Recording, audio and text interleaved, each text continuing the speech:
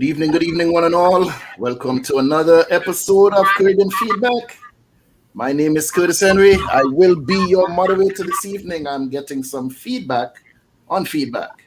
That's good. Everything cleared up. How y'all doing this evening? Doing well. How are you? I am too blessed to be stressed. I'm good. Mr. Archer, how are you today?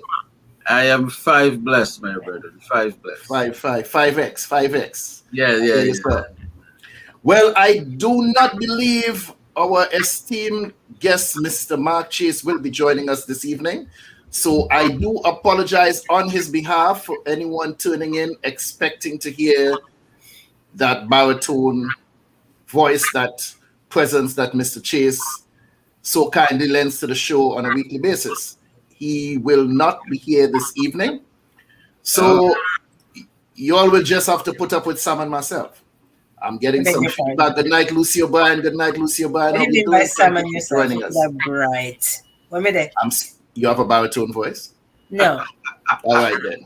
Sit down on the side and settle yourself. It's the man thing going on here. All right? Just calm down. You better hope Judith come on. Otherwise, it's trouble for you this evening. Not struggle. I hold my own. You don't worry about I ain't say struggle. I say it's trouble for you this evening. It's trouble. Mercy. Trouble. You have 2 men to deal with. So hope Judith join you and she can bail you out of some situations. Good night, Lucy O'Brien. How you doing there? How is the weather? How is the vibe? How is the situation down there on that beautiful sunny island that I'm missing? Talk to us in the chat, Lucy. Let me know how things are going back home. How things are going in your village. Everything stopped. When I stop talking, I hear, okay, it's my echo I'm hearing coming back at me.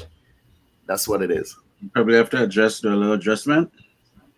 Adjust the adjustment. Adjust the adjustment, yes. Wow. Yeah, I know this is when I speak, I'm hearing that echo coming back at me. Nevertheless, we are going to go right into the show. No waste of time here on Caribbean Feedback. So, Mr. Archer. Yes, sir. What you do best?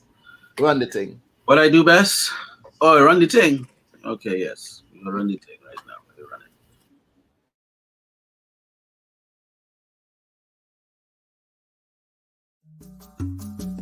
running. My name is Karin Forrester. I represent Bantu Creations. Bantu Creations offers beautifully made, African-inspired, lightweight, handcrafted, one-of-a-kind earrings in wonderful shapes, shades, sizes, and colors. Please don't be scared of the large sizes. They're extremely lightweight earrings. Bantu Creations can be found on IG and on Facebook as Bantu Creations. That's Bantu Creations with a K.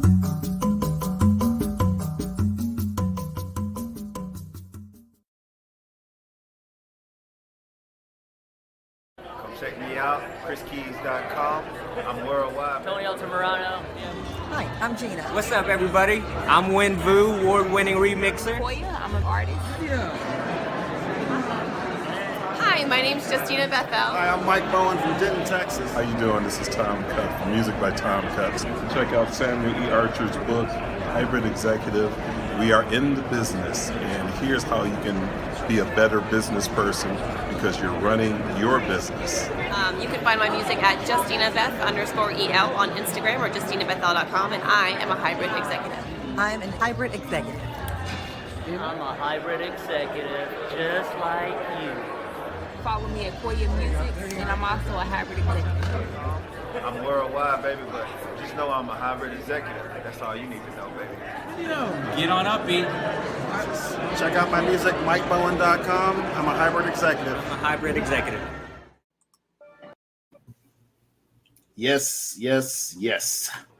And we are back. So Lucy said it's raining cats and dogs these days. For those of you who don't really understand that, it's not really cats and dogs falling from the sky, but it's just a lot of rain. Seriously. Sometimes Jamaicans have different sayings, Jamaicans. So I don't know. Maybe when you all say cats and dog, maybe dog and puss probably falling out of the sky. I don't know. So when we say cats and dogs, I was just trying to explain to you, as a non-Trinidadian, what is it we're speaking about? Explain to anyone that cats and dogs when we say from the sky. Okay, look, she talking there. She felt bad. Hi, Lucy. You see how she brighten up?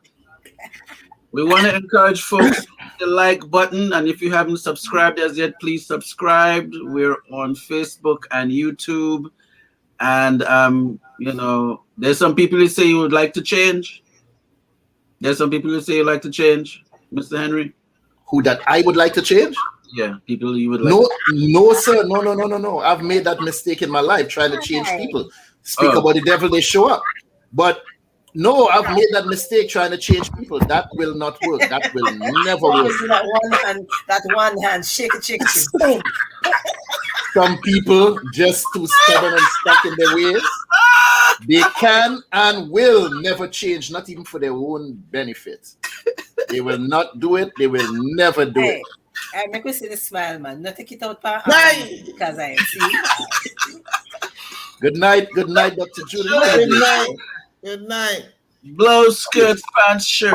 How are you doing there? I'm very illuminated and excited. Okay, let me see if this works. Let me see if this works. Hi, darling. There has to be a certain tonality, right? I know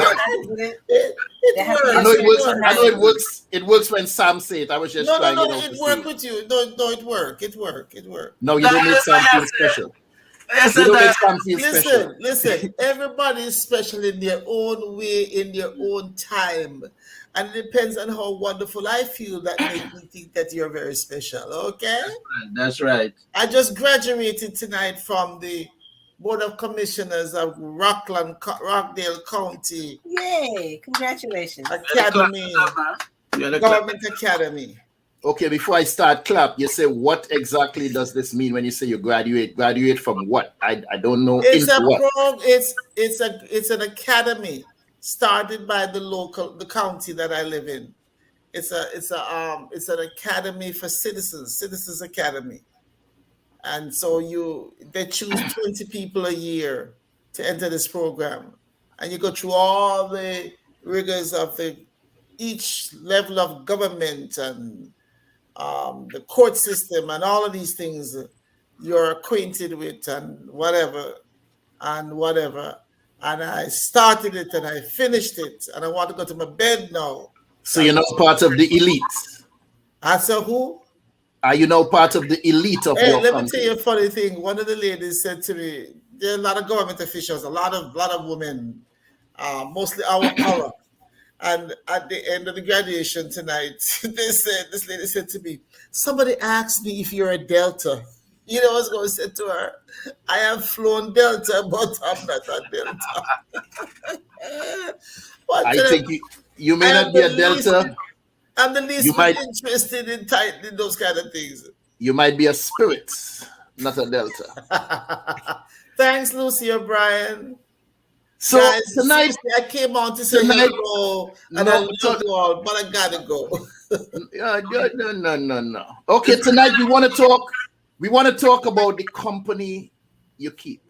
I want to say the company. Sam, I don't mean Muzilog Magazine. Karin, I don't mean BantuKreations.com. We're not talking about Excel Media Enterprise when I talk about the company you keep.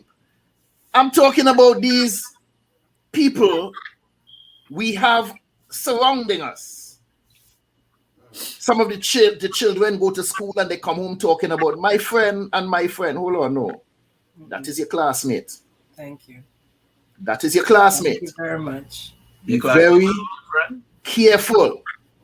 My grandmother used to say, friends will carry you, but they won't bring you back. And she drilled this in our heads. From about 6-7 years old, I've been hearing this. Friends will carry you, but they won't bring you back. And we had to make sense out of what she was saying. What type of people do you associate with and refer to them as friends? Way too many times that word is often misused. We meet a total stranger today, find that we share some of the same interests. We share a few stories, spend some time socializing with them, and without realizing it, we somehow begin to refer to them as a friend. Not I. A very good friend of mine, the Oxford Dictionary, defines the word friend as a person whom one knows and with whom one has a bond of mutual affection, typically exclusive of sexual or family relations. Throughout the course of our lives, we meet and interact with several individuals or groups of individuals that we refer to as friends, but let us not forget Oxford definition. Denise. A person whom one knows and with whom one has a bond of mutual affection.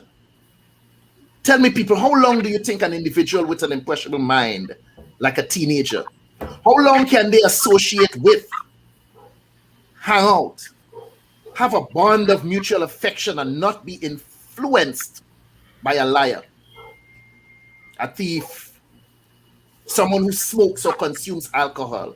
Trust me when I tell you that you keeping bad company will eventually corrupt your character. How long can one survive before they become a product of the environment? Maya Angelou said it best. When someone shows you who they are, believe them. You cannot hang around with someone who's always romanticizing the idea of going into a store and stealing something or robbing the place and somehow think that it won't eventually affect you. You may not necessarily turn out to be a thief, but they may choose to live out this fantasy while they're in your company. Next thing, they're running and you start running too, and just like that, you become an accessory or end up being shot because of the company you keep. Within the Orthodox Jewish faith, a divorced woman is no longer welcome within the same circles that she socialized in as a married woman. When I first heard this, I said, that's just plain stupid. But check this. She now has the potential to spread her poison into the minds of her married friends. How you ask? Let me explain. This. Hear this. Girl, I couldn't wait to get out of that marriage. You have absolutely no idea how happy I am now. I don't have to cook. I don't have to listen to anybody telling me what to do. I could come and go as I please. I could talk to whomever I want. I don't have to put up with those children all the time. And here's the icing on the cake, people. I got a new boyfriend. And tell me how long before her toxicity begins to seep into the minds of her married friends. Before long, they too will be sitting before a judge, signing divorce papers. Watch the company you keep. Watch how you're being influenced by them. Panelists, have any of you ever been affected by someone's toxic language? Of course. Let's say that location is key where company is concerned. And even though I was not shouting those words out, what ended up happening was because I was in close proximity, I was considered part of the crew. And then news will carry back to your parents. I see him hanging out with these fellas over here, and these fellas have problems. And then that would lead to having warm sensations on where you sit. Needless to say.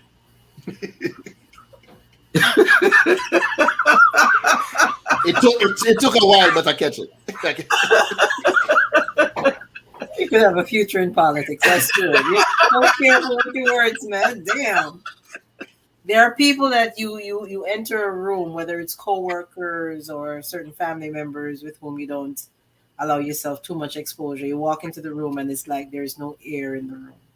You just know that there was nothing positive being said before you entered, and that energy is palpable, you know. And if it's co-workers, I distance myself. If it's family, I distance myself. I have no problem doing that at all. Immediately. Can't breathe in that type of space. So, yeah. But I some people stick through it and try to maneuver. I don't. I exit whatever the space is. I think the other thing too is that we're all at that, at certain ages you're impressionable, your formative years. You have to learn as you go.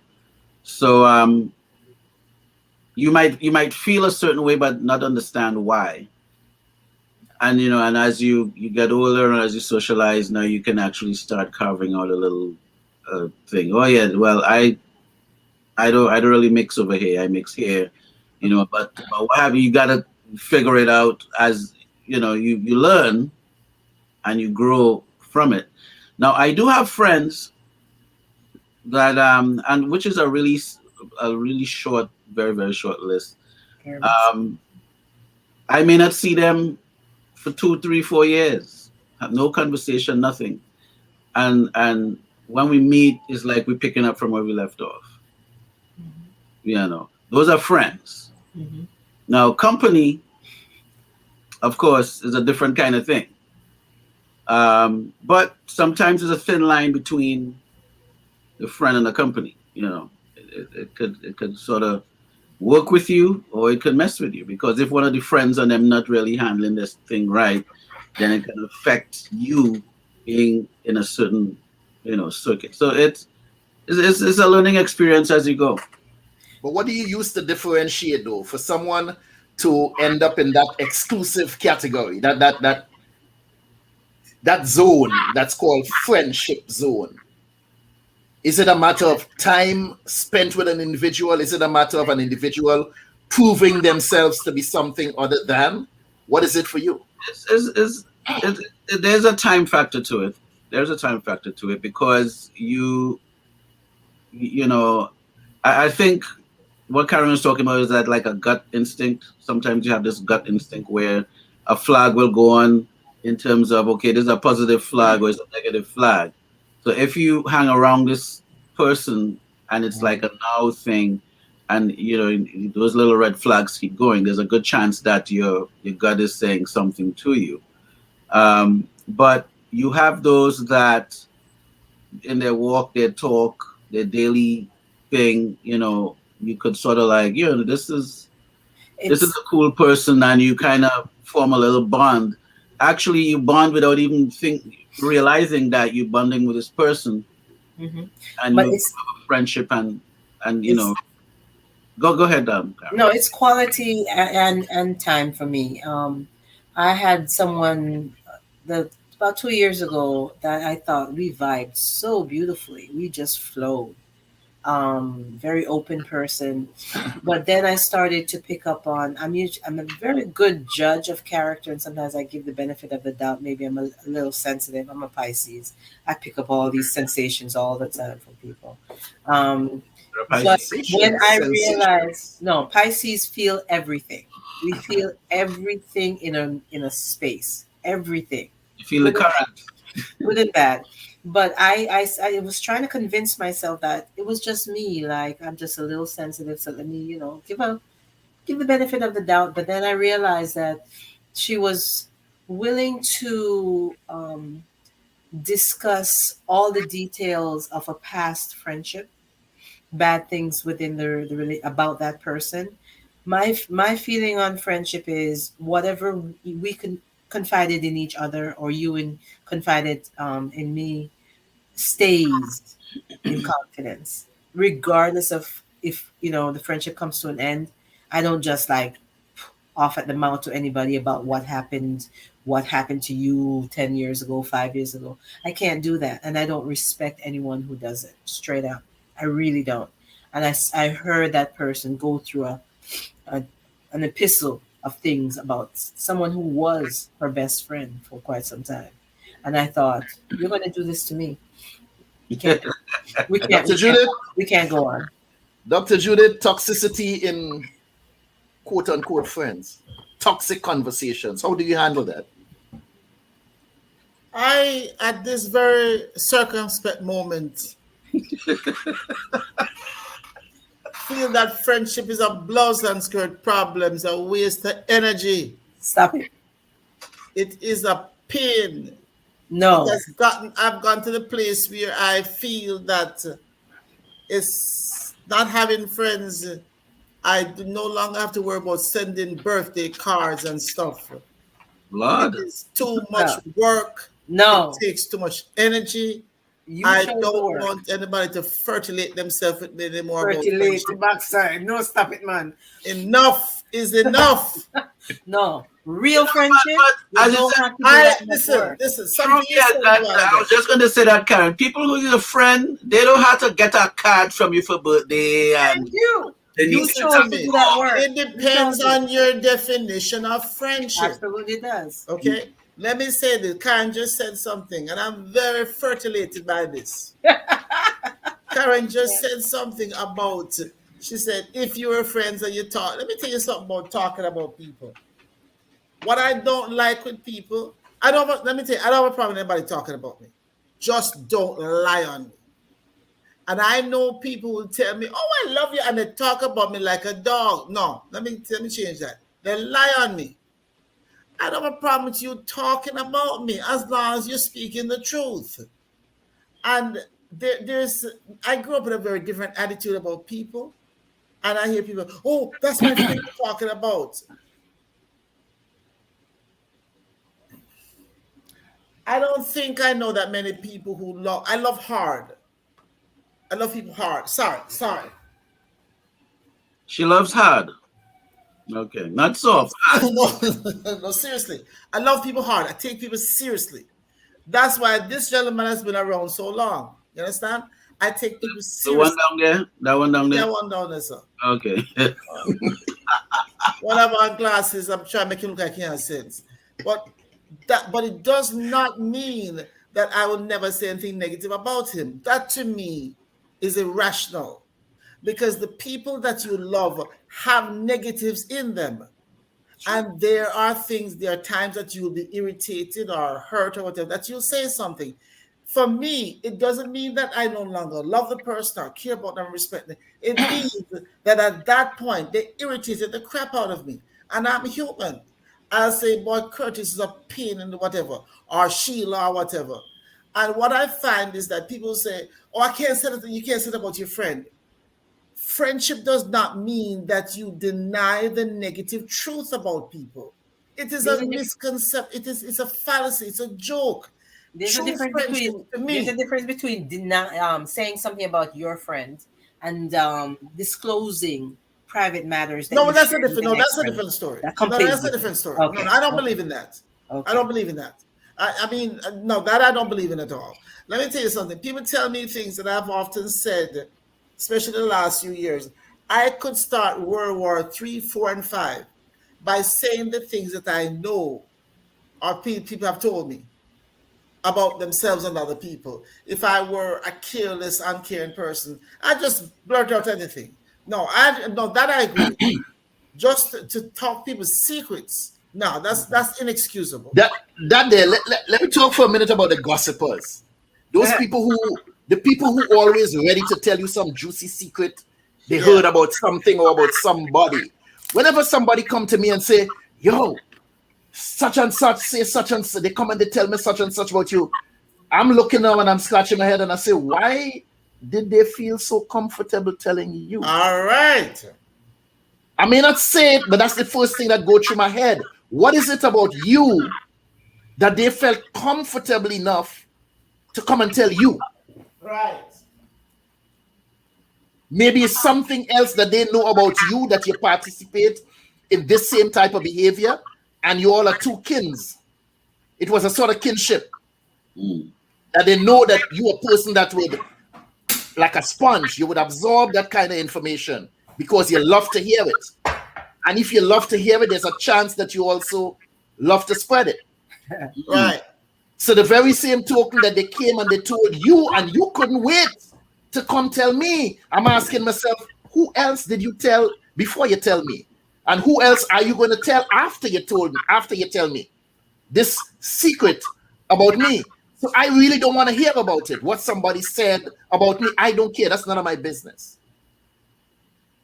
There is a teacher that I work with. I I no longer say she's a child of the devil. I believe she's the devil himself. I think the devil reports to her. One of the most vicious human beings I've ever known in my life. And this woman gossips about anything and everything and anybody and everybody. There's a website where you can go and hear about events that happen among teachers and administrators, I guess, all this stuff. And so, you know what she says?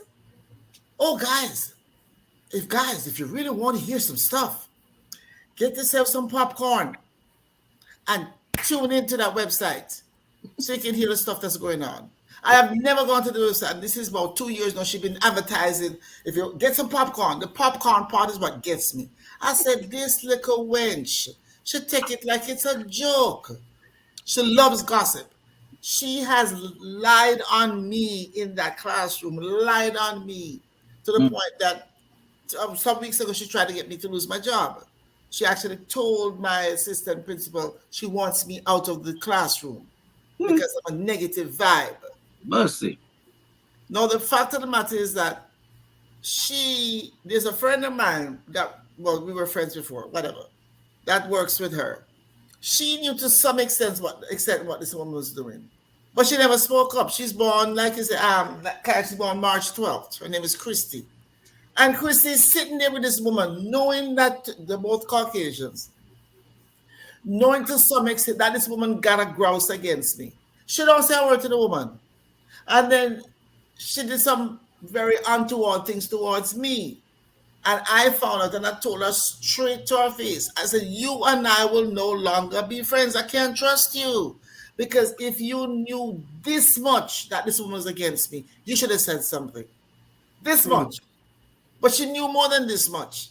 But for some reason, it satisfied her. Where was her loyalty? She had a grouse against me. She had no loyalty to you. She had, and she'll tell you, I don't repeat, which apparently she doesn't. I don't repeat anything you say. I don't repeat anything that people say. You know, anything you say to me, she'll say, what is it that you said again? She prides herself on not repeating what you tell her. Yeah, but you're sitting there with this woman having a war against me and you're grinning in her face. So what I'm saying is that this friendship has become such a dull thing to me. I'm so disinterested in it now. Like tonight at the graduation festivities, some people are talking to me, and I'm telling you, I don't hear 3/4 of what they say because people are so full of doo-doo. People talking to you, and they don't mean what they say, and the judges go zing over my head. I'm saying, Judith, it looked bad. I had no interest because instinctively I knew they were talking trash. So But you know, I have a superpower too. You know, I have a superpower. What is that? I can look you dead in your face, square in your eye, and don't hear a word coming out of your mouth. I'm sure. I can tune you out, especially when people start with that yeah, and that I look at you and don't hear a word that you say. I will tune you out. So let me just jump in here. We're talking about watch the company you keep. We seem to be judging on the friendship side. I know there's a thin line there, but I most see it as being in a certain location, and location don't necessarily mean physically by the junction. But I think location. Say for example, you're on a strip mall and you own one of those buildings, and a franchise that attracts a lot of people has moved into that section, and now the traffic, there's a certain type of traffic coming, but because you're a part of this strip mall, then some of that good traffic comes to you, because now they come there and they see, well, let's say Chick-fil-A, for example. You have Chick-fil-A has long lines where you see them, but because they're in a certain vicinity and it attracts so many people, you know, the other businesses there can get a little benefit from it. So in that case, you're in good company, right? Because some of the good stuff is bouncing over to you. Not all the time, but I'll get on that later. But let's say for example that the opposite is happening, and that is still bringing some kind of attraction, but it's not the kind of attraction that is really favorable. And now you are part of that mall still, but now it's a different type of thing. So then the company that you're keeping could either benefit you, or it could either be detrimental for where Hold on. Yeah, we can just talk about personal relationship. Why we have to do strip mall? No, but hold on. No, that's a very important. That's a very important point he brought up. No, because what came to mind on that, you all remember? It started hold on, Tommy Hilfiger. Snoop Dogg wore a Tommy Hilfiger shirt on an award show. The black folks looking at that say, wow, that looked nice. Everybody ran out and started buying Tommy Hilfiger. Mm-hmm. Tommy Hilfiger made millions of dollars off of black people. But if you understand our culture, we would pick you up and drop you just like that when the next hot thing comes out. Mm. Tommy Hilfiger may have benefited and made a few $1 million in the short term, but in the long term, he lost because his clientele no longer wanted to wear his product because now that was something that the black people wear. And Tommy Hilfiger stated, I didn't make my product for black people. People got offended because he benefited because of that traffic that you spoke about in the short term. Mm-hmm. And he no longer wanted to keep that company because sooner or later we would drop him. And then his elite customer no longer be there. They left. So he had to now push us aside and go back to his people. Interesting. He had to watch the company that he kept because we dropped him like a hot plate and moved on to the next hot fashion. Mm. And where was he? Out in the cold. And he had to now remove himself from us and go back to his elitist group in order to continue doing business. So that's an important point to make, Sam. He was calling Calvin Klein. Listen, let me say something here. I think one of the things, one of the prerequisites about company you keep, you have to know your company. You have to know who you are. You have to, for me, you've had to decide who you are, what works for you, what works with you, what you prefer, what your standards are, or else you'll end up in all sort of company.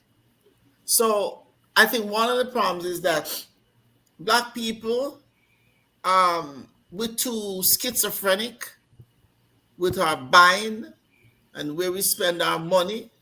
We waste our money on foolishness. I have one of my little students, this poor little child can barely walk straight, literally. She got mental health deficits and stuff. And they don't even send snack for her. But she wearing Calvin Klein shoes and all this stuff. And I get so irritated today looking at her with these shoes on. And they have the weave in her hair. And when it's not done and not kept up, it looks real bad. Mm. And so I constantly wonder if people know who they are. Now she can't know who she is. She's got so much stuff going on. But in order to decide this is bad company, I must know what kind of company is good for me.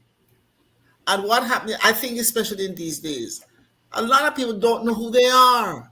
They have no idea what they stand for, what anything. It's just, well, this works right now. They don't think it. They don't think that we are saying that, but that's what they're doing. They're transient in their likes and dislikes.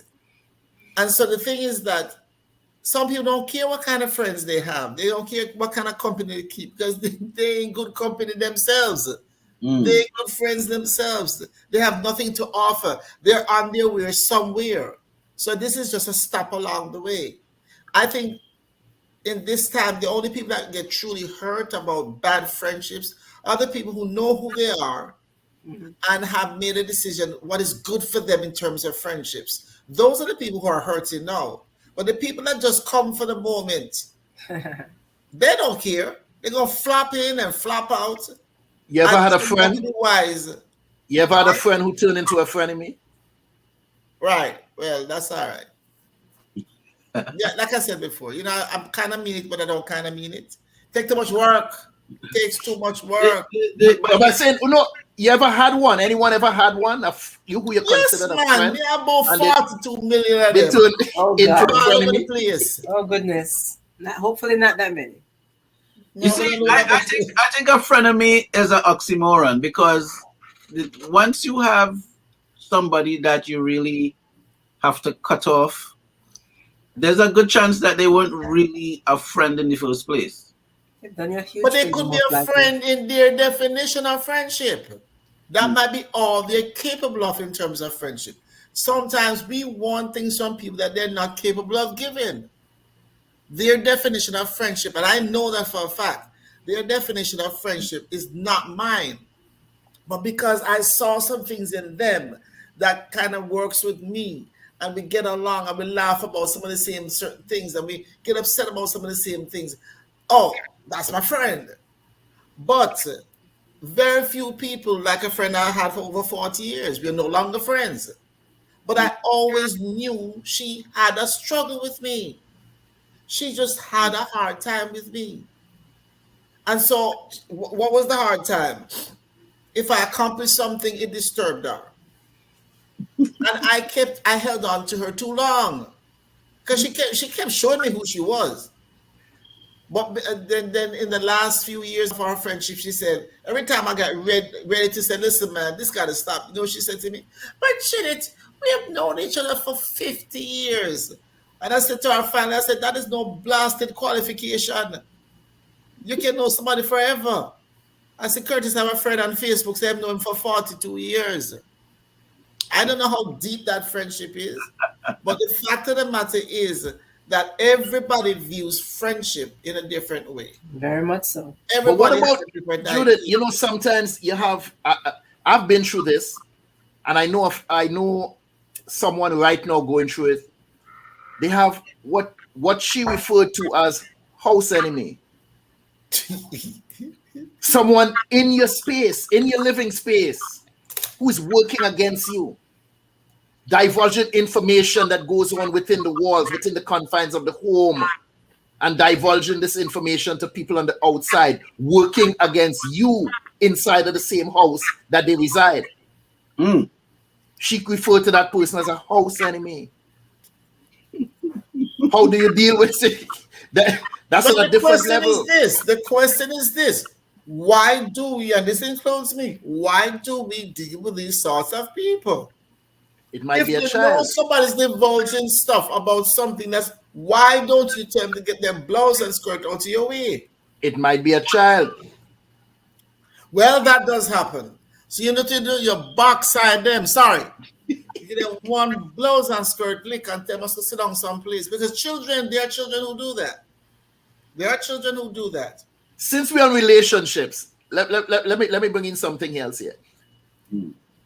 I personally don't believe that any one man could be everything for his wife. The lover, the friend, the confidant, the inspiration, the sounding board. Unless his name is Curtis. How do you all respond to jealousy from a mate who doesn't want you to have anyone else in your life, let's say, filling one of those roles? Or any other role. I just called off a few. The friend, the confidant, the inspiration, sounding board. Not the lover. That's supposed to be that husband. Oh, okay. But when you have a jealous mate who doesn't want anyone in your life filling any of those roles, when he or she of themselves cannot fill every role that you may need as an individual, How do you respond to that kind of jealousy? That's a very, very good question. How do you respond to it? There's really not much way you could respond to it in our society. If there's certain rules and regulations, some of the rules are unwritten, and I'm not talking about a rule in a rule book, but there's a basic relationship expectation. Again, we're not talking about intimacy. We're just talking about general. Now, but the person that's closest to you, or the person who you're intimate with, may feel a certain way about the folks around you. But it's really more of a selfish, in nature, opposed to, well, these are people you knew for a long time. Or, what helps to make you you is your interaction with this core of people that you would depend on, that for some kind of support at some point. But because they are not providing that for you, then it becomes an issue. And now they want you to cut all of that off so they could have you all for themselves. But as you said, they can't provide that, or there's no alternative that they have going on. So now you have to just either you're like them husbands who reading the paper on Sunday morning, or during the week he finding time to read the papers because he really, or maybe the wife is disgruntled and she can't do much, so she reading the papers too. So, or there's some new activity they have to find. Maybe they're drinking. They have to take a drink to make it through this, because now what was naturally there for them to exist isn't there anymore. So these are new things that's coming out of that. But that does exist. That does exist where someone wants to cut off the other things around because they just believe that they're supposed to be in your face all day and that's who you're supposed to be seeing. And it happens. Ever had to deal with jealousy, Karin? Not really. Not that type of jealousy, because I've always felt secure in my relationships, the real ones. Not just the little dating situations, but the real ones that I count. I've always felt very secure. So I don't think anyone really felt like I was dividing my attention between him and somebody else. I've never really got that feedback. So I can't say no yes to that. Sorry, I'm about to sniffly nose here. If I'm dealing with someone and they're into like having me cut my people off, then that's a red flag. Because that is something, unless there's something negative that they're seeing that they can say, you know what, this is not really a good situation here. That's something else. Because now they're looking out for you.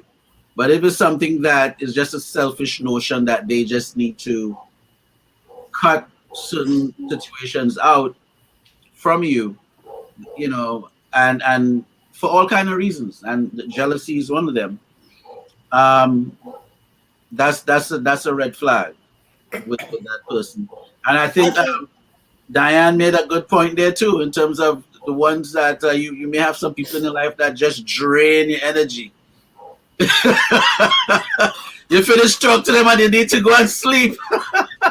Those are the ones who they always want to have a pity party. They always got to complain about something bad always happening to them. And even when you're offering them solutions, them no business. They don't want to hear that. They want to, it's like, I equate it when I say you have a cut, and every opportunity they get, they open up the cut to show you the cut. They take off the plaster, show you the cut, open it up to show you how deep it is, burst open the stitches, so then that cut remain fresh. And then every opportunity they get to show somebody how badly they've been hurt, they open up that wound and show it. Look, you see, look at that. Look how deep it is. And it never heals. So every time they meet you, they have something to cry and to complain about, to tell you how badly they've been hurt back in 1972. Because they're not looking for answers. They're not looking for solutions. They just want to sap you of your energy, lay their burdens on your shoulder every opportunity they get. Those are the people that Dan spoke about. They're like a leech. They just suck your blood, suck your energy.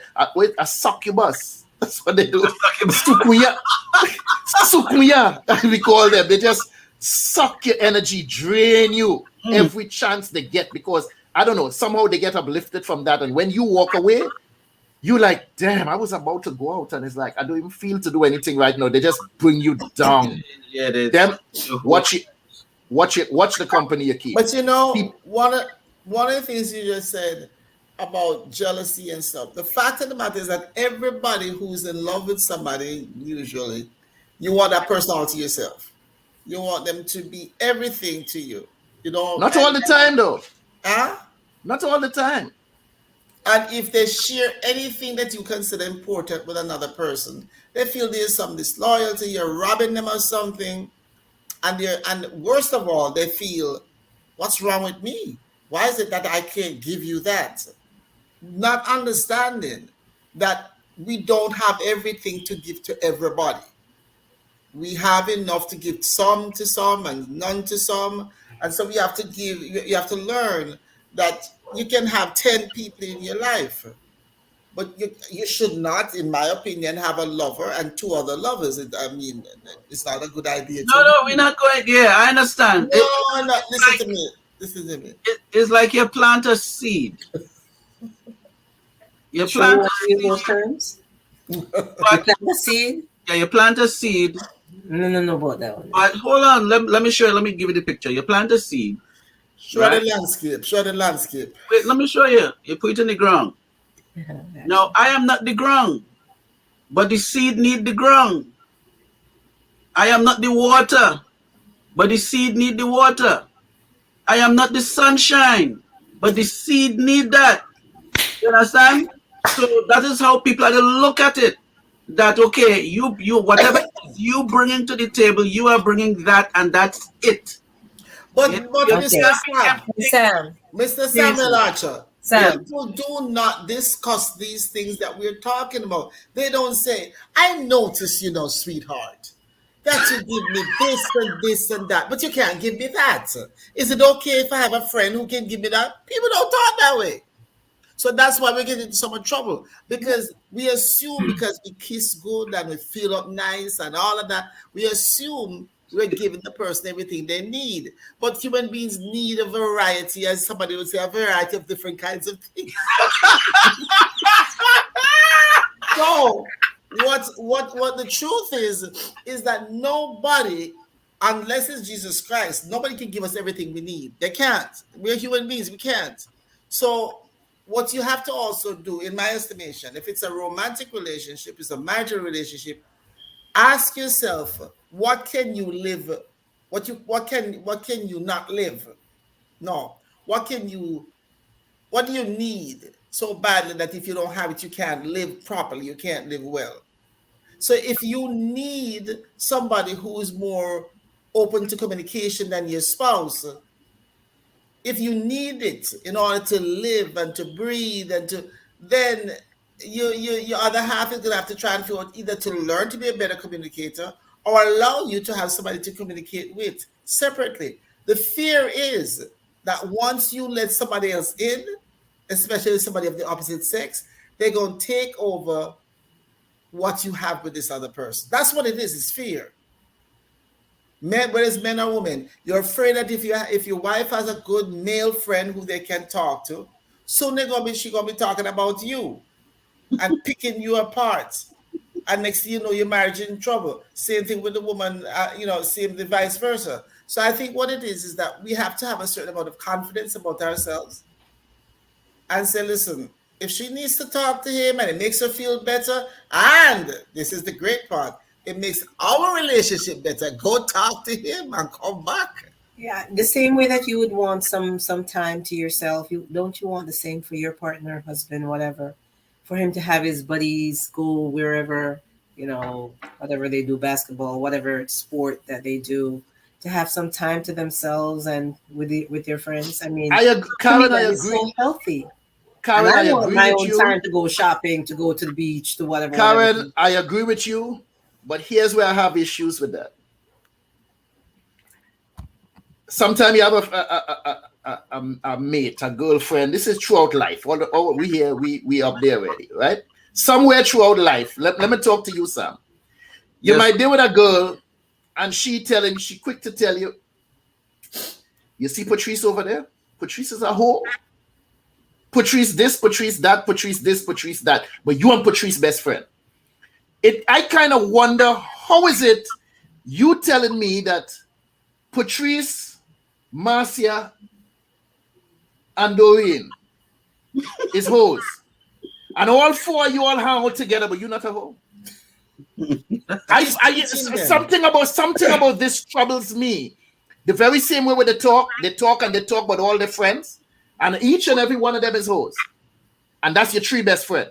She's trying to stop them being hoes. Oh, and she stopped. No, I think when you now want to go out in the company of these people, I have a problem because of the picture that you painted of these individuals. Because now it puzzles me.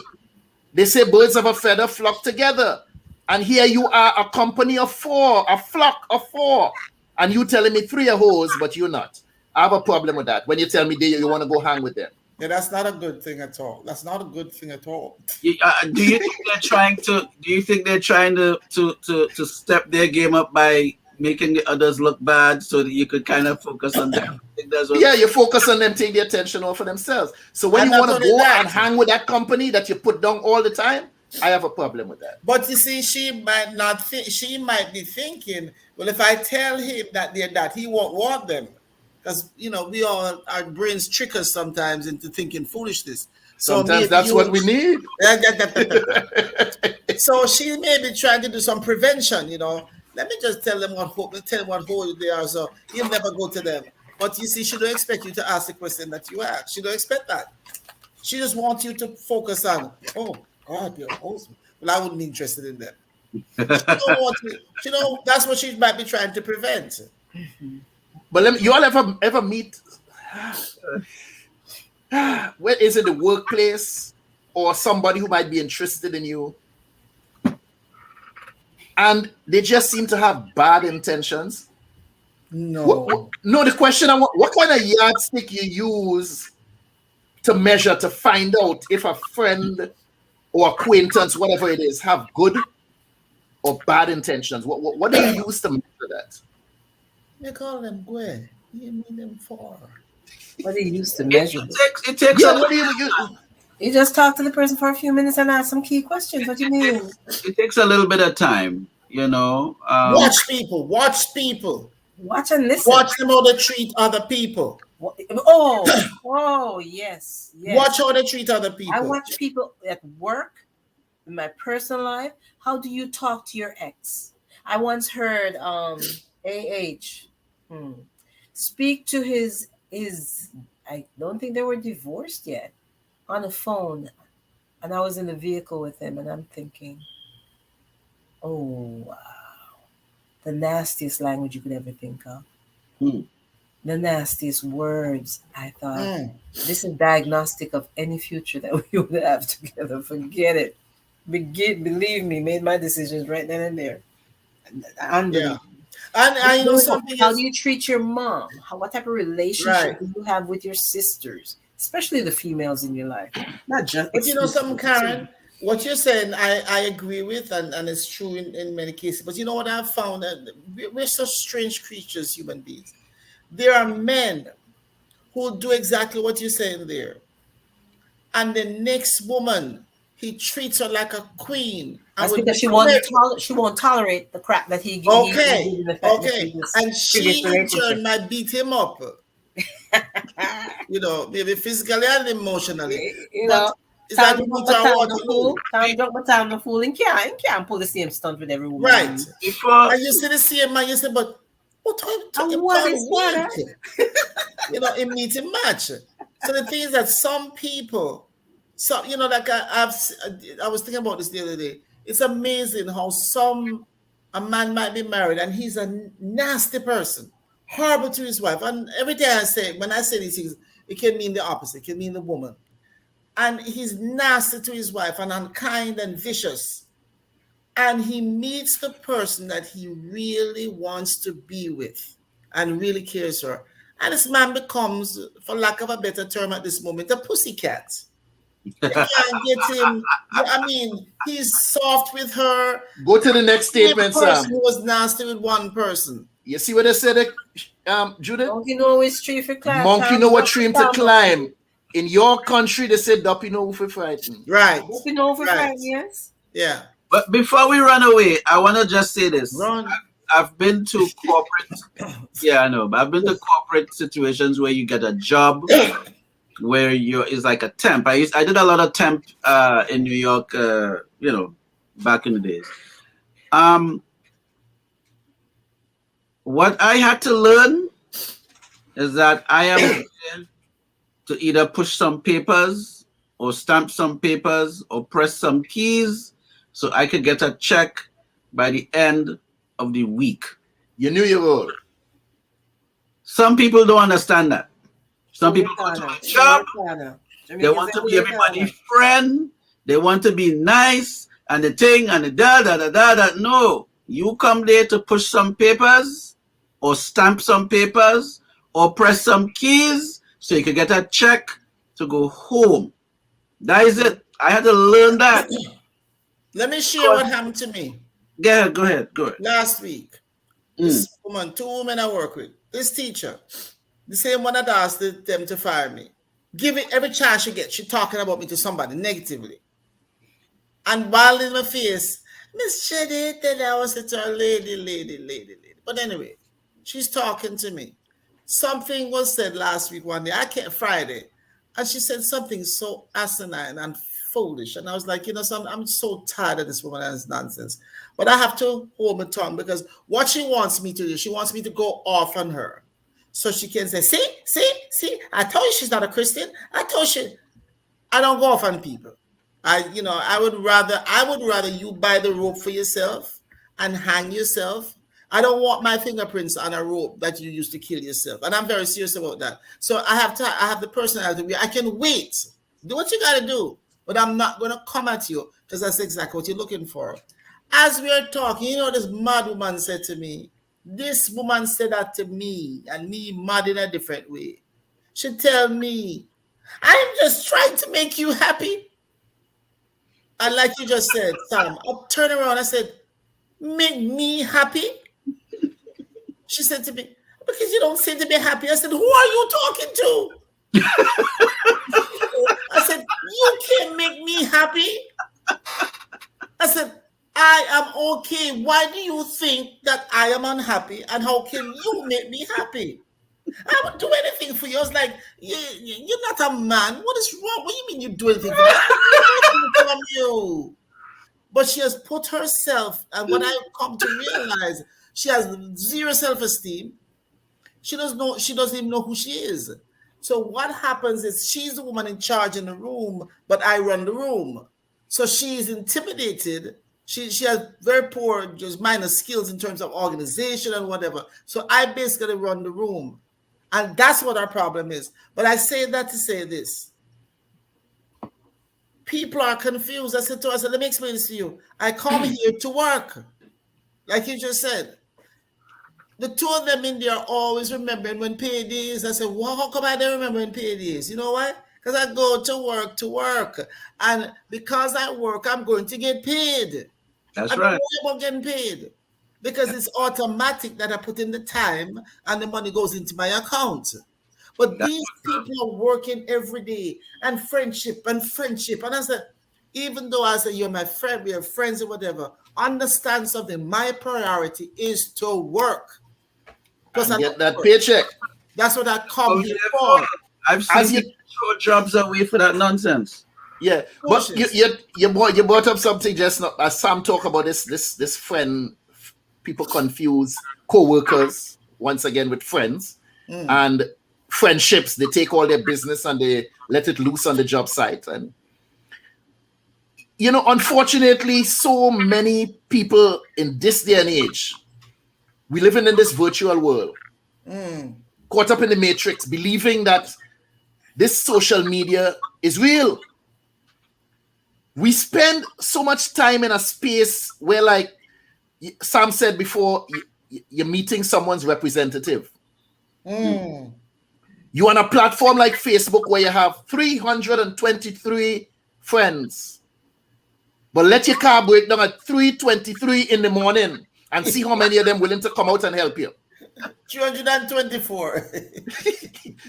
See how many of them really willing to come out, get up out of their bed and come outside and help you.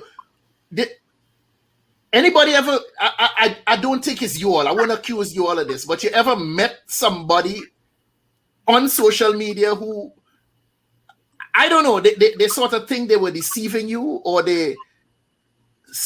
I don't know, they get caught up in the matrix, in the real world, like all of this is real, the friendships, I run into that with the scammers. So they would copy an account of somebody that I know and try to talk to me as if it's a friend of mine's talking to me. Okay. You know? And then but there's ways I can check to know if this is if it's the actual person. But at one point they used to be able to block you from seeing the other account that they would copy. Some of that, but I think that they kind of fixed that now. So when you could see that, okay, this is your friend's account, they have the same picture, the same everything, you know, the same wall, the same, sometimes even the same post on the thing, but then it will, the thing will tell you, okay, this is your friend or what have you. And so now they're talking to you as if they know you because they want you to do some form of action, either go to some site or join a group or whatever it is that they need you to do. It usually involves Cash App or Zelle. Yeah. That right. It may come to that eventually too. So then I would say, hey, you know, I would try to find something to see if this is really the person, right? I say, yeah, we were talking yesterday and the phone cut off. What it was, what he was trying to say. They go. Next thing you see, no response. But people I know, very rare, very, very rare. I don't even think I ever ran into anything where it's somebody that I knew that, okay, they were trying to do a thing, and you know, and I know it exists, but I personally didn't run into anyone that I personally knew that tried something, you know, kind of left on the thing. One of my teacher co-worker at school, about 2 weeks ago, 2 or 3 weeks ago, I heard this. I went on my phone on Facebook, and there was a message from her, and she said, would you send me $20, and by the end of the day I'll give you 25. I'll give you 5 on it. So the person that supposedly was sending the message, who was not the person sending, the person who, whatever you call, they mess with their account, they hack them or whatever. The person that I know, the name Shackleton, when I looked at it, I said, that ain't Shackleton. Shackleton wouldn't ask nobody for no money. It was a joke. Shackleton have too much pride. So I answered, no, I just passed the lady in the coffee shop in the school, you know. So I'm thinking right away, so why should I just come and ask me? So then I write and said, this is not Tina Shackleton. Go away. So the person write back, what? What do you mean? I said, what do you mean? What did I mean? I said, Tina Shackleton wouldn't be asking me for no money. Oh, no, I'm out. I'm out and I'm buying some things and I ran out of cash. And I said, that is not Tina Shackleton. She would not ask me for any money. Do you know how many people that sent money? Thank God Tina found out and blocked it. You know, people sent money, including the idiot that I work with that wants to make me happy. Send this woman money. You know what I said to them? She said, but I thought it was real. I said, do you know Tina? Does Tina look to you like she'll borrow $20 from you? Plus, we're on the job. Why wouldn't she just come to the classroom and say, listen, can you lend me $20? Why would she promise to pay you 5 more on it later? I'm saying that to say what you said, Curtis, and then what Sam answered. The problem is we are in all this communication, and Karen always emphasizing communication. The problem is that we're not communicating. We're making a lot of noise. But if you know Tina, if I that woman I'm talking about, she is not going to ask you. She'll go to a bank and beg them $5. She's not going to ask you. When I went to her later on or the next day, because she had to leave, some of our mother's older friends were sending money to this person. Wow. When I went to the classroom, you know what I said to her? I said, Tina, you wouldn't ask me. Her husband owns a business. I don't care how flourishing or not flourishing. She would go to her husband. So I said to her, you know what I said to her? I said, I guess I said, I don't understand it, but I don't get the impression you would do that. You know, she said to me, with all my pride. then she said afterward, I said, well, I guess I don't care because all these people sent money. She said, yes, you don't care for me. They sent it and you didn't send. I said, because I knew it wasn't you. So I'm like a black boy in Florida. Take our money and buy Gucci bag of Gucci shoes and some foolishness. I'm saying all of that to say this. Oh, they found him? Yes. I post his. That was a good one, but let me tell you why I mention it here. Is that friendships, whatever associations we have, if you don't know people, you can, because I would not fall for that. If I get something that said Curtis asking me for $20, I would not believe it. In all the years I've known Curtis has never begged me for money. No. Sorry. But Curtis would not ask me for money. He never has. And his character, like I told my teacher. Wait, he never has money or he never has? No, never asked that for me, please. For money. But okay. I also said to her, I pay attention to people's character. There's certain things that certain people will not do. So she was like, but I just thought if she needed it and I had it. I said, you don't listen, do you? Tina Shackleton wouldn't ask you for money. But so what I'm saying in essence, we've got to learn each other. We've got to learn. That's sometimes how loyalty comes about. In other words, if somebody tell you, you know that Karen went down to Broad Boulevard and go to the meat store and ask the man for a pound of ground beef. First of all, she don't eat those things. So if somebody tell me, say, no, you're not. No. No. She makes some vegetables, but she don't eat. So you have to know, but not ground beef. No, you have to know people and say, no. So that's the whole thing. Is that I think friendship is that you should know each other. You should have a knowledge of what the person would do and wouldn't do, what they would say and they wouldn't say. Not that you have a perfect relationship, but you have a pretty good. I would love to have a friendship like that. No, I can say this. I know a lot about people around me, but I have been told recently that the people around me don't want to be close to me because I can look right through them. Okay, I am sorry. I can't change my eyes. It's not my physical eyes that's the problem. It's the other eyes. It's the vision that I have. So the thing is that I would rather have 10 of me around, and I say this sincerely, than one of some of the people that claim they're friends with me. Because first, they lie to you. Your dress look wrong, and they tell you it's okay. If you wear makeup, it's blotch on and say, no, man, you look good, man. No, man, everything nice. If I can't trust you, I don't want you around me. Karen wants to say something. No, I was just thinking that after you've lived a couple of decades on this plane, if you have one or two people that you know are your true core friends, you don't need anybody else to know. As far as friends, I have acquaintances. Yeah. But I have no friends here in Florida this time. I mean, I shouldn't say in Florida. There's one up in Tampa.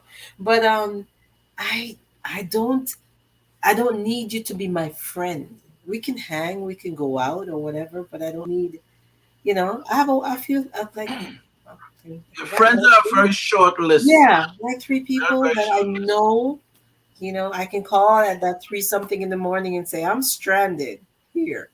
And no, I would do that for that person and that person would do it for me, you know. But for the people who, you know, say one thing and do something completely separate, you're not a friend. And that's all right. That's all right. But you know, going back, I just want to share one little story with that Sam, a mutual friend of ours. Let me just call her first name, Carol. Mm-hmm. Right? Same situation came over social media that she and her husband was stuck, I think in Istanbul or somewhere. They got robbed and lost their purses and wallets and passport, and they're at the embassy, and one long Crimea River story. And they needed some money, and she decided to reach out to me, since she knew me for all this time, to send her some money, and she'll straighten it out when she get back. But of course, you know, you smell a rat, and I knew something was wrong with this. So I text back on the Facebook thing, and I said, on the street that you grew up, there was a school. Was it Hilltop, Hillcrest, or was it Hilltop, Hillcrest, or Hillside? No response. So I said, Slinger blank is the mighty blank. Arrow. You could answer that, right, sir? Of course. No response. And I had quite a few other questions like this. This person just faded into oblivion. And then the real person responded and said that I'm glad you didn't get caught with that. But by the way, the name of the school is, and she gave me the proper name, which was not one of those that I mentioned. So I left out the real one out of the choices. And someone down there answered, Slinger Francisco is the mighty sparrow. So if you're not from Trinidad or Grenada, you may not be able to answer that question, period. So they had issues with that. So that's how I flush out the phony people, or, you know, bring them out of the woodwork, like you said, bringing up situations where conversations or whatnot. But somebody spoke a minute ago about speaking to people. Now, let's talk about friends here, right? Not the would-be friends, the supposed, the wannabe friends. Do any of you worry how your friend will react if you correct them? Or you just do it because you consider yourself a true friend? If you just do it regardless of how they feel, what they want to think, you just pull their coat and tell them, hey, what you're doing ain't right. What you said, such and such, that wasn't kosher. Do you all worry about this, or you just... No, you pull it. I don't worry about it. Because you all already have a rapport. Right. So when them come in at...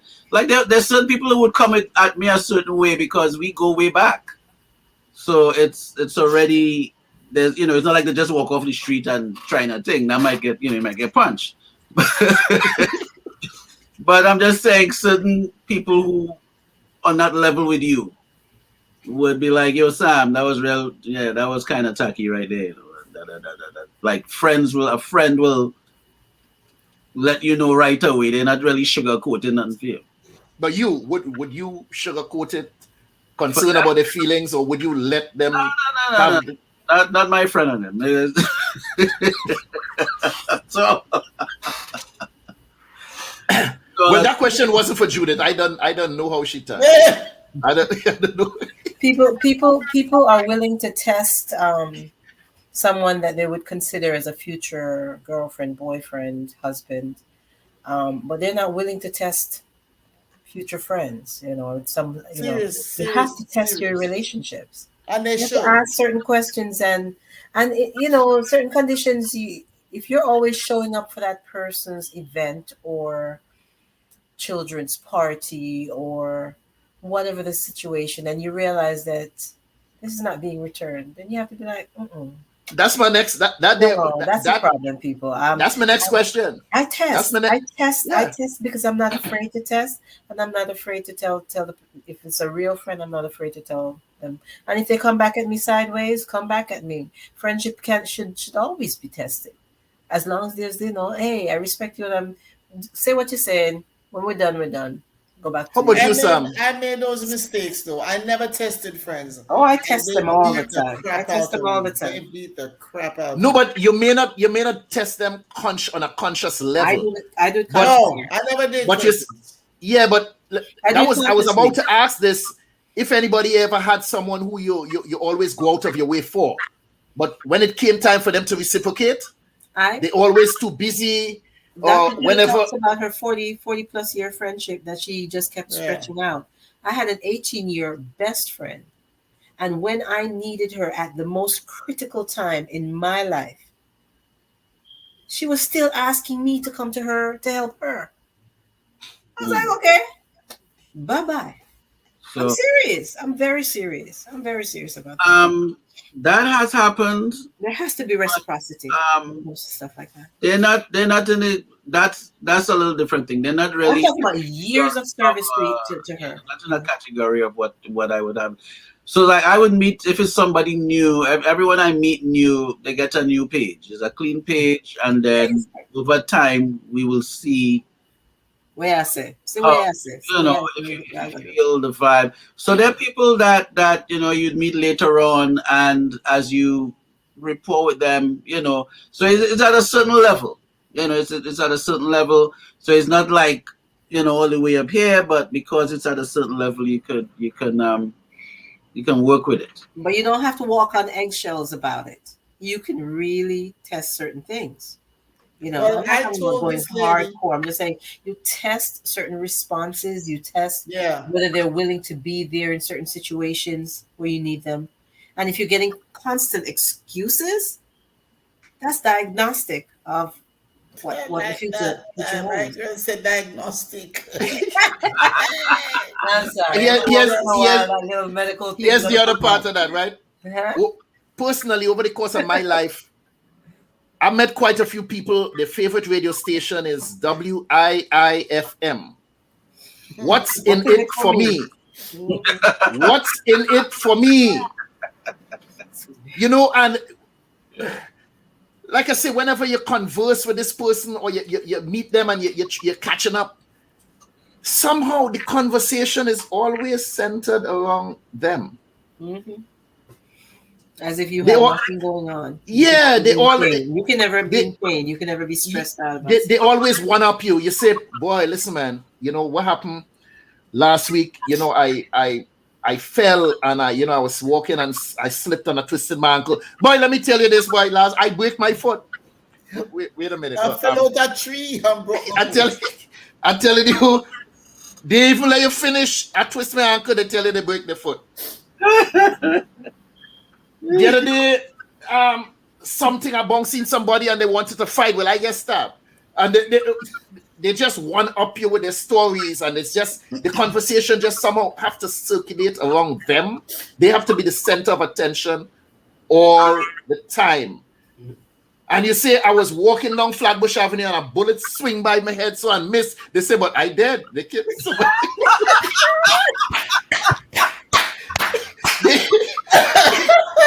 Into a dead man like I am. Hear them. You lucky me dead. Yo. The teacher that I work with, that's exactly what the problem is. She have to one-up me. Everything. And even I make jokes with the students. The woman repeat the same striking jokes with the children the same words that I use. No, there's nothing wrong with that, essentially, But since you're always fighting me, and yet you're repeating, then I have to realize now that you have a little competition going with me. There's a little bit of envy. Maybe a lot of envy. Listen, listen, Curtis, listen, seriously. These children don't speak, right? I have been given a gift to relate to from any country. I mean, anybody I meet. Because sometimes in the supermarket, I'll say to somebody, because I love to meet people from different places. And this lady says she's from, I can't remember the name of the place, but it's a name, I can't say it easily. It's in Africa. And I said, "You from Africa?" Listen, I got so excited. I said, "Judith, calm down. I just said to myself. I said, "What language do you speak?" And we're talking. And she said to me at the end, she said, "Thank you. thank you for talking to me. Like she said, thank you for showing so much interest in me. That's who I am. So with the children, they'll sit there and they're not talking, but they want to be identified, because what I realize is that these people treat these children like their diagnosis. I treat them as human beings. So several of them, one she named KK, and she sit down, Sarah. So hear me. I see you. You think I don't see you? What you say? Say it again. Say it again. No, she doesn't say nothing, She busts out a laugh. And then I bring another one in. So on the average, there's 7 of them. By the time I get through, everybody in the room is talking. None of these children verbally talking. But I get them communicating because I identify them by name. And if I know them like something, I play music. Sometimes I take the wheelchair and I dance with them. And I sing to them. And they try to sing along. So what it is that I make them feel important as one person. But then I make sure that everybody, including the teachers, I include them. I say to the child, can you say Miss Amy? Doesn't say Madam, right? I say, can you say Miss Amy? And they go, Meh. She feels good that they try to call her name. So how I work and how I live is that I include everybody. She doesn't know how to do that. When she starts, it's really about Amy. And then she tries to do the thing that I do. And the reality is this. If you know who you are, you don't have to do what I do. You don't have to do something else. And then they will know you differently. Because otherwise, all you're doing is just mimicking me. So it's like the children know me twice over because you're saying the same words to me. I walk in the room and they start screaming as soon as I walk in. Not because they don't want me there. They're excited to see me. But I'm saying, like you said, Envy, the thing is to recognize what you have in you. And again, it goes back. How do you become a friend? What's the title of what you said earlier? What is it? What's the title of what you said earlier, Curtis? Watch the company you keep. The company you keep. That is something that I'm extremely careful about. And I get in trouble for it. Like the people think I'm trying to be, oh, she's so. No. Because you said it, I found out once there's a group of women, we were all having lunch together. I used to work in the prison in South Florida.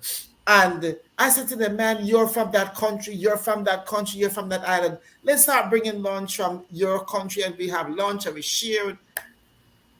We start doing it. One day they started gossiping. I mean, I like gossip. And they started, and I heard me, Judith and Barnes say, what? Who's that? Who's that? Ashim. Listen to me. That was the first and last lunch we had. And I told them, honestly, I said, ladies, I can't hang with you. Because I would be, and you see how quick it happened? I am so against that thing. And how do you all do that? How do you all excuse yourself from situations or conversation like this? You know what I said to them? I have a certain expectation of myself. I said, what I just did, I can't do it again. And if I hang around, I'm going to do it again. And that was it. What's your method, Sam? Are we talking about in a work environment or anywhere? I told you all about mine already, right? I told. Yeah. Right. Yeah. And I would make up a whole conversation. No, boss. No, you said 20. I said 40. Remember? We bet $40 on the Mayweather fight. You owe me my money. I ain't play. Right. And I begin to distance. Do not come to me with any kind of foolishness. I will not entertain you for very long. I will not entertain you. Yeah. One of the worst situations I ever encountered was a guy coming to me and telling me something about somebody else's sexuality. And I say, how you know that? Yeah. Well, he do so and he peeped through the bedroom window. I say, what? What does that make you? What does that make you telling me you peep through somebody's bedroom window and you see them do such and such and such? Brethren, come out of my face. I don't want to hear nothing about that. And I don't want to hear nothing from you from now on, because what does that say about your personality, your character? as to who you are as a person, peeping through somebody's bedroom window, and then want to come and tell me about that person's transgressions. Me no want to hear it. That's the lowest point of hypocrisy to me. So I'm telling you, I have very low, extremely low tolerance for foolishness. Long time I might have stood there and now clip and nip it. No. Yeah. Gotta go. I ain't got time for that foolishness. How you say you deal with it, Karen? I'll exit the room. I'll leave whatever the area without any excuses, because I don't like lying. So I'll just leave. You know, hey, I gotta go. Just walk away. I just walk away, and I won't allow myself to get into that group or with that person again. Okay, so as we conclude here, like you said, the title of the show was "Watch the Company You Keep." Give me your pearl of wisdom in case somebody tuned into this late. Sum it all up. Let me hear your true feelings and talk to somebody who might really need to understand how to handle situations and some of the pitfalls and what they should and shouldn't do in situations like this. Karen, you take us home.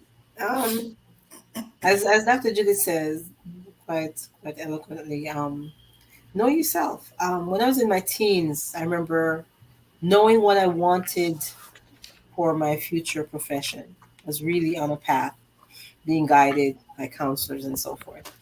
And started, I guess, I was lonely or something, and started hanging with some girls, and they went to a building and hanging out smoking. And I'm like, nope, this is not for me. First and last. But I don't hang with drinkers per se. I don't hang with smokers or people who use other drugs. I just made a decision way back. This is not what I want. I don't want it to spoil something I'm going for, or when I became a professional, I didn't want to do something that would endanger my license because I worked for it. So certain things have always been important to me, and it's not putting a halo over my head. I just know what I like and I know what I don't like. So I don't do certain things. And as I said before, test your relationships, all your relationships, not just the romantic ones or the ones that you're going to have a sexual contact with. Test all your relationships. Test the acquaintances. What are you all about? Are you just about the fluff stuff, the superficial stuff? If we're just hanging out and shopping, fine. But if we're going to go further and have a real solid thing going on, test your relationships. What are you willing to do?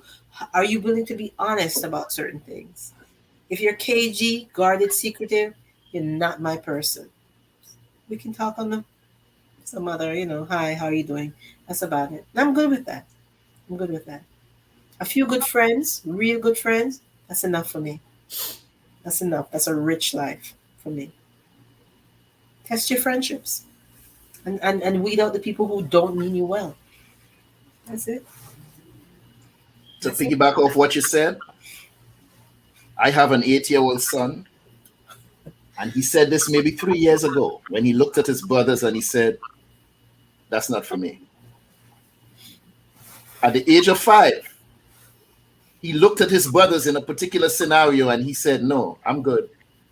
That's not for me. Wow. Meaning him not follow our company. He don't care if you want to do it. He realized at that point in time, this don't feel right. And he stood his ground. Sorry, that's not for me.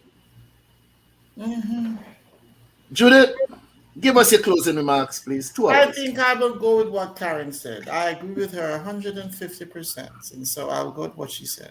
I'll give you 2 hours. She covered it well. I have no need. Seriously, I mean, she said, know who you are, set standards, decide you're not going to do this, you're not going to do that. It's a lonely way to live, I can tell you that. But I don't have a lot of friends, but I'm quite content I am quite content. Because like Karen said, I don't have people that, listen, I bought some Bailey's Irish cream the other day. I don't drink. I had a quarter of a glass. And I was out in no time. I woke up a little confused. But I am not going anywhere with anybody to drink anything. But I've never smoked. I've never used drugs. I mean, it's just things that, and even at work, one of the reasons why they pick at me so much is because I am so determined to be me. And I know that I can be me without 200 people. I know I can be me without other people's approval. As long as I make sure I'm respectful to other people, I don't put anybody down. I'm not trying to look down at anybody. But if what you do soothes you, keep on doing it. Keep on doing what you're doing, Sammy. But you can't do it. So that's it. Is that short enough for you or is too long? Yeah, that was very good. Mr. Archer.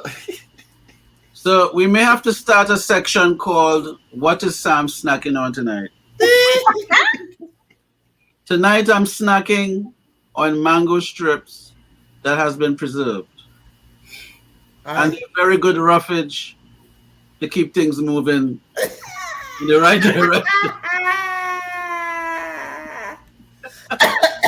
Keep things moving in the right direction. In the right direction. Yes, we're not packing anything back. Oh! Oh. Yes, so keeping the company, watching the company you keep is very, very important. Very, very important, very key. Yes, Denise, really. Yes. Oh Lord. People saying oh Lord. But let me show you how important this is. I had two mutual friends. One is serving time. And the other one, we all know each other, and I reached out to the other one and say, so and so reach out to me and they wouldn't mind hearing from you. However, this other friend is in law enforcement, and we're all in the States. And he said, I wouldn't mind reaching out to him, but because of the job I have, they're screening everybody. And if I have to call this person that's doing time right now, it ain't gonna look good on my record.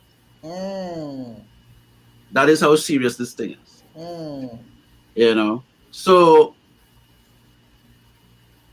that sort of just puts it puts really strong meaning to watch the company you keep. It doesn't mean that you hate the person. You don't mean that you don't.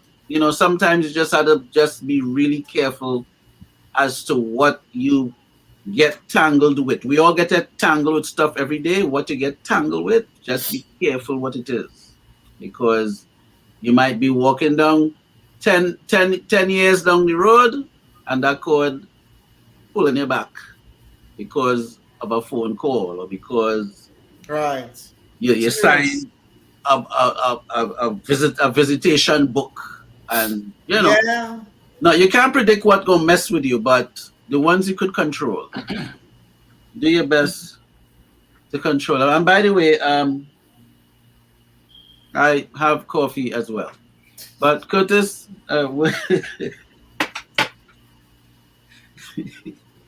Mr. Henry, I don't want to, but I would like to share this with you before you say what you have to say, because it fits in what you're saying on a higher level. Now that Sam said that, my youngest brother, Chris, you met him.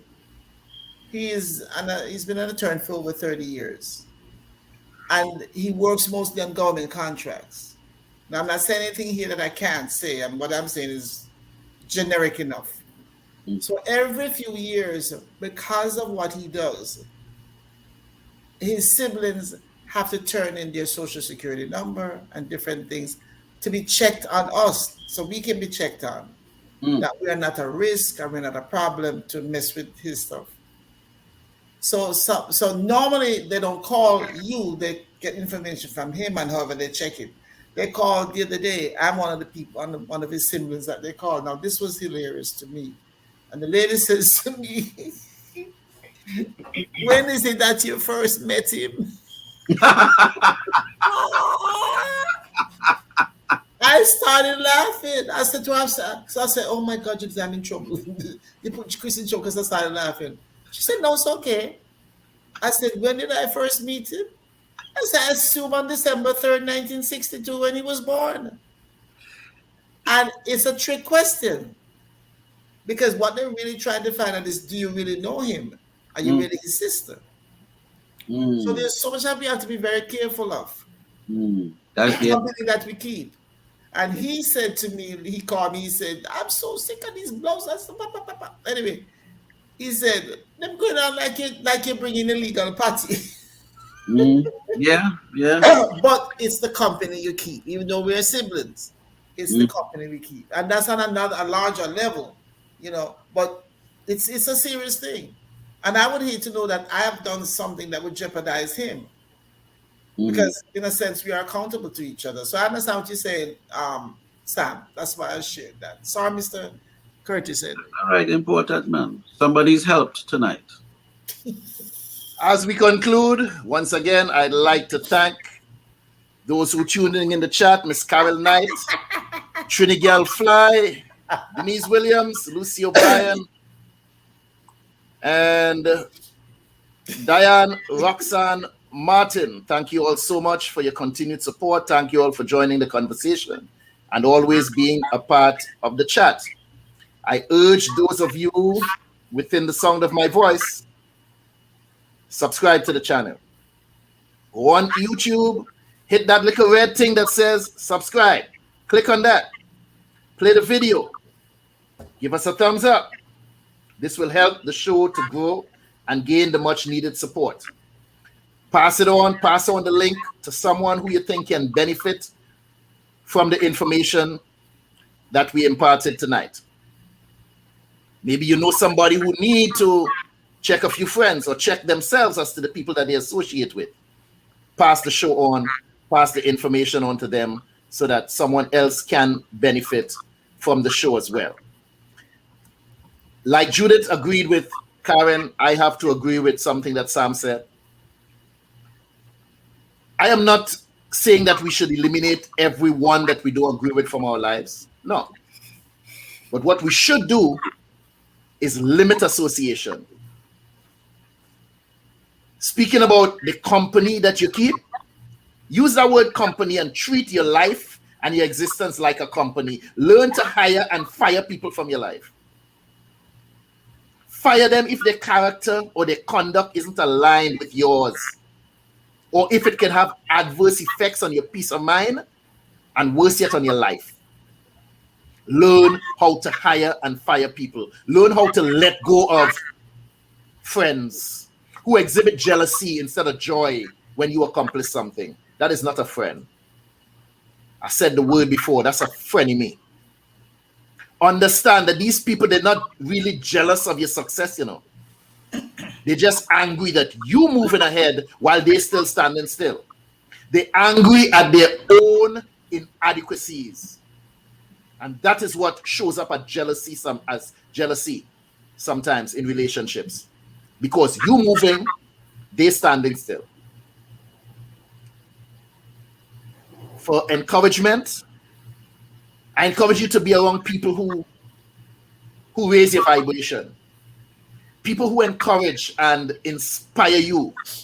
People who make you want to be a better person. People who make you laugh. People who lift up your spirit. This is Curtis Henry. Bless. Peace and blessings. Hi, I'm Dr. Judith Barnes. I'm an author, a playwright, poet. I'm also a broadcaster by training, and I recently found out about 2 years ago that I can paint paintings, which means I paint sceneries, I paint landscape, I paint animals. I have just discovered and so that I can do this. And so along with all the other gifts and talents that I've been blessed with, have paintings, and they are on view and for sale on Etsy and also on Facebook. And if you desire to order any painting or order one of my books, because I'm also an author, please give me a call at 470-564-8267. That's Dr. Judith, and the number again, whether you want to just talk to me or order one of my paintings or one of my books, please feel free to call 470-564-8267. Thank you.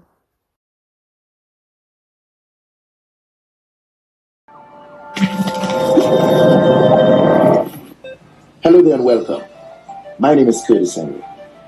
Over the past few weeks, as we were putting the final pieces together to get the show on the road, some people asked, why do you need to showcase Caribbean people? Why Caribbean Chat? And I say, why not? Because we as Caribbean people have worked too hard, come too far, and suffered too long for us to continue taking a backseat. It's time for us to rise up, speak out, and show the world the value and the richness of our culture. So I'm providing a platform to showcase the history and culture of Caribbean people in entertainment, the arts, politics, sports, and economics. We will explore the many profound contributions they have made to society. So we invite you to stay with us as we launch what is to become one of the greatest voices of Caribbean people, for Caribbean people, by Caribbean people. On this platform, Caribbean people of excellence get to tell their story. Our aim is to ensure that your contributions are acknowledged and celebrated. Welcome to Caribbean Chat. So make sure you like us on Facebook, follow us on Instagram, and be sure to hit that subscribe button on YouTube. We are Caribbean Chat.